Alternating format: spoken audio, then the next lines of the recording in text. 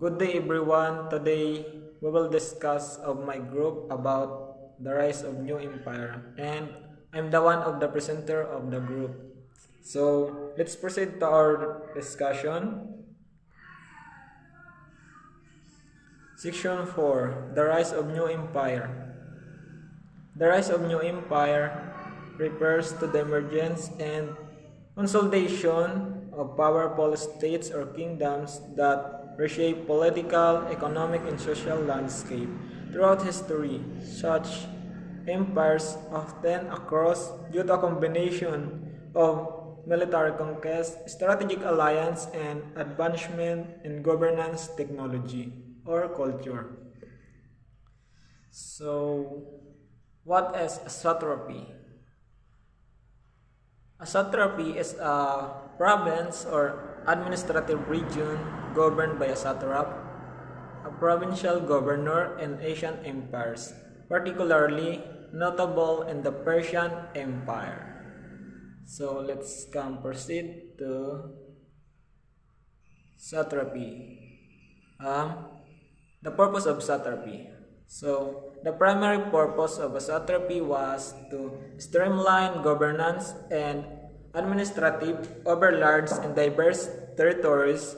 Satrapies allowed the central authority to maintain control over distant regions while delegating local administrative to regional leaders. So, what is a satrap? A satrap was a provincial governor in ancient empires, particularly the Persian Empire. The term comes from the Greek satrapes, which itself derives from the Old Persian satrap, meaning protector of the province.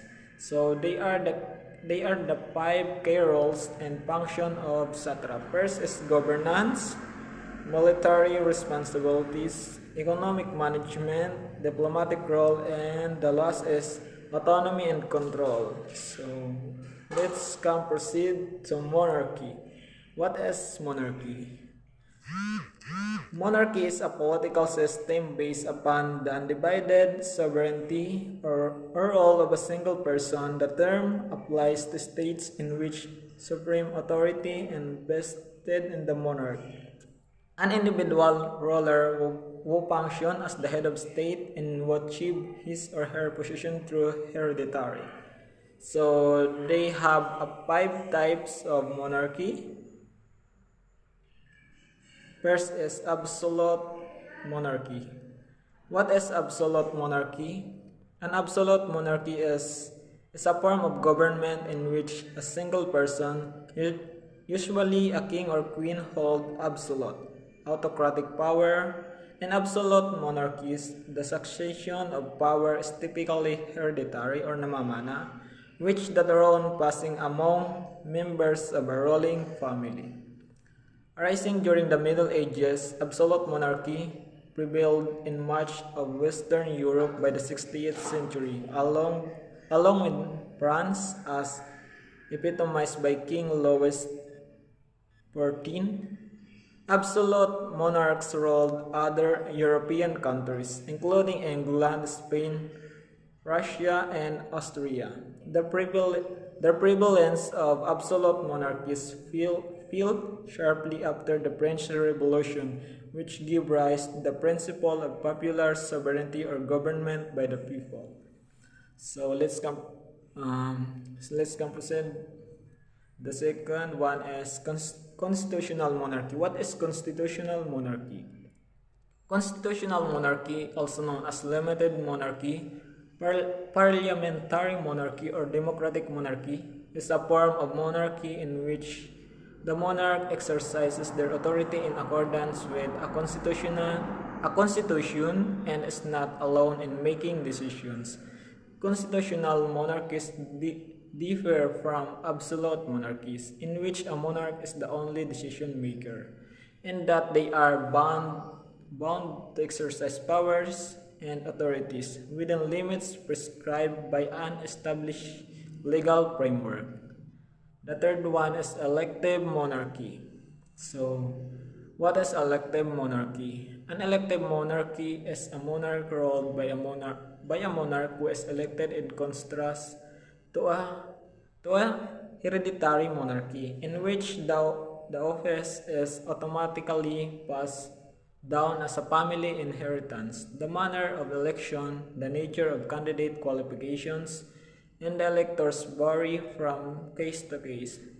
Historically, it was common for elective monarchies to transform into hereditary ones, whether legally or by repeated election of the previous ruler's children, or for hereditary monarchies to acquire elective or semi-elective succession laws, particularly following dynastic crisis. And apat lang pala. So, the last is the hereditary monarchy. What is hereditary monarchy? Hereditary monarchy is a form of government and succession of power in which the throne passes from one member of a ruling family to another member of the same family. So, a series of rulers from the same family would constitute a dynasty. It is historically the most common type of monarchy and remains the dominant form in extant monarchies. It has the advantages of continuity of the concentration of power and wealth and predictability of who one can expect to control the means of governance and patronage. So let's come to the last part of my discussion, the Syrians. So the Assyrians are Semitic people who comprise one of the oldest civilizations in our world from the second millennium BCE to around 612 BCE. The Assyrian Empire was located in northern Mesopotamia, modern-day Iraq. At the peak of their empire, the Assyrian lands stretched from the Persian Gulf in the east to Egypt in the west. This area once was one of the birthplaces of civilization. The Assyrian Empire is considered the greatest of the Mesopotamian empires due to its large expanse and developments of government and military. At the peak of their power, the Assyrians were a formidable and at times barbaric military force that was known for overpowering their enemies. And that's all of my topic as a presenter of this group. I hope you learned something from me, and let's come now proceed to next reporter. Thank you. Nebuchadnezzar. Nebuchadnezzar II was a famous king of Neo-Babylonian Empire, best known for his military conquest, including the destructions of Jerusalem and the Babylonian captivity of the Jews. So, si Nebuchadnezzar II daw ang nanakop at nagpabagsak ng Assyrian Empire. Kilala siya dahil sa pagpapatayo ng Hanging Garden of Babylon at pagpapabagsak or pagsira ng Jerusalem. Sa pamumuno din ni Nebuchadnezzar, ang nangyari ang Babylonian exile, wherein many of the Jews were exiled in Babylonia. Yung pamumuno ni Nebuchadnezzar ay hindi nagtagal nang masakop ang Chaldean ng Persian Empire na pinamumunuan naman ni Cyrus the Great. The next one is about the Persians. So the Persians were an ancient Indo-Iranian people who established one of the largest empires in history under the Achaemenid dynasty. So Persians, also known as Achaemenid Empire. Ang Persian Empire ay isa sa pinakamapangyarihan at pinakamaimpluwensya na sibilisasyon noon. Tanggap ang mga tao na nagmula sa iba't ibang lahi, iba't ibang paniniwala at pananampalataya. Ang Persian Empire ay nagsimulang lumawak nang manakop na sila ng mga karatig na empire, tulad na lamang ng Median Empire, Lydian Empire at Neo-Babylonian Empire, na pinamumunuan nito ni Cyrus the Great. Cyrus the Great. Cyrus the Great was the founder of the Achaemenid Empire. He is known for uniting the Persian tribes and expanding the empire to include most of the Near East, including the Babylonian Empire. So, ito pong si Cyrus the Great, siya po yung founder ng Persia. Kilala siya bilang mabuting namumuno dahil sa mabuting pagtrato sa mga nasasakupan at gusto niya na magkaroon ng pantay na karapatan at kalayaan ang mga Persians. Also, he permitting the Jews who had been brought to Babylon to return to Jerusalem. Next naman is about Darius. Darius the First, known as Darius the Great, was a later king of the Achaemenid Empire who expanded Persian control into Europe in the Indus Valley. So ito namang si Darius the Great ang naghati ng malaking imperyo para mapadali ang pamamahala nito. Ito na yung tinatawag na satrapy or satrapies na pinamunuan naman ng mga satrap. Binibigyan din ng kalayaan ni Darius ang kanyang mga nasasakupan na mamili ng relihiyon at pagkakaisa ng mga kultura. The next one is about Immortals. The Immortals were an elite military force in the Persian army, especially under the Achaemenid kings. Their name comes from the idea that their number, about 10,000 soldiers, was always kept constant, as any fallen soldier was immediately replaced. So, Immortals, also known as elite force. So, yung Immortals is nanggaling po yung name nila sa kanilang bilang dahil hindi bumababa ng 10,000 ang mga ito dahil kung sakali man na may mapatay sa mga ito ay agad na napapalitan. Also, kaya sila natawag na Immortals kasi kaya nilang magbitbit ng mga sandata ng sabay-sabay. Like for example, yung pana, palaso, sibat, and yung shield. Also, yung Immortals is magagaling sila sa pagpapatakbo ng mga kabayo. Next is Zoroaster, also known as Zarathustra. Zoroaster was the founder of Zoroastrianism, one of the world's oldest monotheistic religions, which originated in ancient Persia around the 6th century BCE. So, Zoroaster was born in 660 BC. So, yung Zoroastrianism po, ito po yung pinakalumang religion sa buong mundo na until now is nag-i-exist pa din. We come now to the differences of monotheism and polytheism. Monotheism belief in the existence of only one God, while polytheism belief in the existence of multiple gods. The monotheism worship of a single, all-powerful deity who is the creator and ruler of the universe, and the polytheism worship of many gods, each often responsible for different aspects of the cosmos or human life. Monotheism is having three religions, which is the Christianity, Islam, and Judaism. And the polytheism, ancient Greek religion, Hinduism or in its various forms, and ancient Roman religion. And the monotheism often emphasizes the exclusivity of this deity, universal truths, and moral guidelines from the one God. And polytheism, gods typically have distinct personalities and domains, and worship practices may involve different rituals for different gods. And that's the differences of monotheism and polytheism. Examine relief of Darius and Xerxes, relief of King Darius and Xerxes. Royal authority. The relief depict Darius and Xerxes.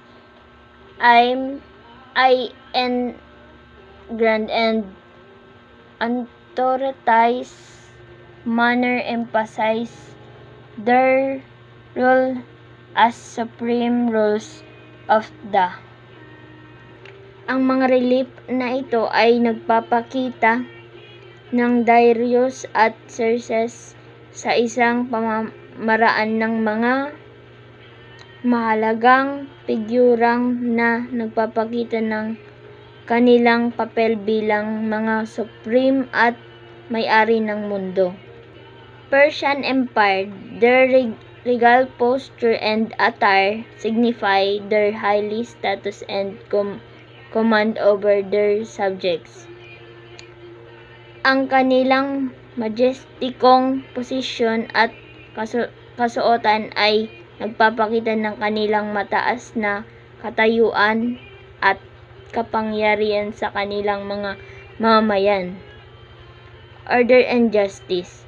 The presentation of the kings with attendant and officials suggests their role in maintaining order and justice within the empire. The detailed description of the court and ceremonial activities highlights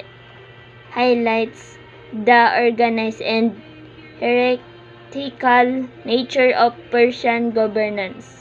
Ang pangunahing paglalarawan ng mga hari ng Persia kasama ng kanilang mga opisyal imperial ideology which emphasize the unity and strength of the Persian Empire under the leadership of the kings of each showcase the grandeur of the Persian court and empire wealth and sophistication. The reliefs are not just artistic representation but also powerful tools of political and ideological expression highlighting the significance of the Persian monarchy in the ancient world. Persuasive writing. As we start the governance of Babylon and become the best empire in the entire planet, I want to share my idea. My belief, kindness, and tolerance are the best policies for us. Earn trust. Treating the Babylonians with respect will improve their loyalty and make our rule more stable. Ang pakikipagpapamurahin sa mga Babylonyo ay makakabuti sa kanilang katapatan at makakaangat ng kaayusan ng ating pamumuno. Value their culture. Embracing Babylonian costume can enrich our empire and bring valuable skills into the administration of our empire. Ang pagpapasangkot sa mga kanilang inalangan ng Babylonia ay makakabuti sa ating imperyo at makakahawaan ng mga mahalagang teknikal na mga kalamidad sa pamamahala ng ating imperyo. Third, both prosperity. A happy cooperative population will help our economy and trade flourish. Ang isang masaya at kooperatibong populasyong yun at makakatulong sa ating ekonomiya at kalakalan na makalaya at tumutubo. Number 4, lead by example. Governing with compassion shows we are fair and just, stretching our leadership. Kapag tumutulong sa iba sa pamamagitan ng kompasyon, ipinapakita natin na may mga katarungan at pangkalahatan na nagbibigay ng laking kapangyarihan sa aming pamumuno. Ensure lasting peace. Kindness leads to lasting peace, while hardness only breeds conflict. Mabuti ang pag-ibig ay muhubog sa kapayapaan na nakaburol, samantalang ang kabastusan ay nagbibigay ng And that is our video presentation. Hope you learned something.